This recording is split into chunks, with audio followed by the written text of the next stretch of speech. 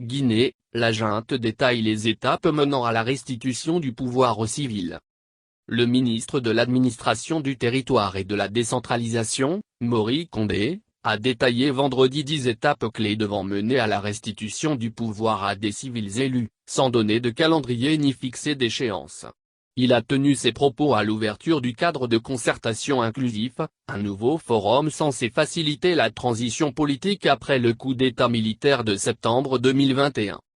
Selon le calendrier décliné par le ministre de l'Administration du Territoire, Mori Condé, la restitution du pouvoir aux civils doit passer par plusieurs étapes. Le recensement de la population, le recensement administratif à caractère d'état civil et l'élaboration d'une nouvelle constitution, son adoption par voie référendaire, l'organisation des élections locales, l'organisation des élections régionales, l'organisation des élections législatives, l'organisation de l'élection présidentielle, le premier et le deuxième tour, et ensuite l'installation du président élu pour mettre fin à la transition. Pour l'ANA, une plateforme de plus de 60 partis politiques qui a déjà pris ses distances par rapport au cadre de concertation inclusif lancé vendredi dernier par le gouvernement, le CNRD joue la montre.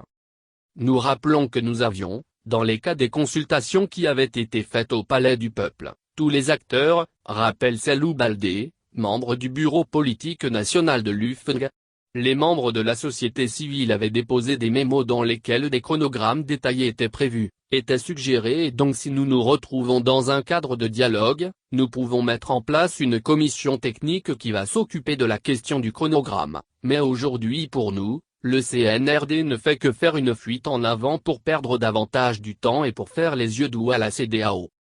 Faire les yeux doux à la CEDEAO qui menace la Guinée de sanctions, notamment économiques et financières, après le 25 avril prochain si la junte ne respecte pas son ultimatum sur le calendrier de restitution du pouvoir aux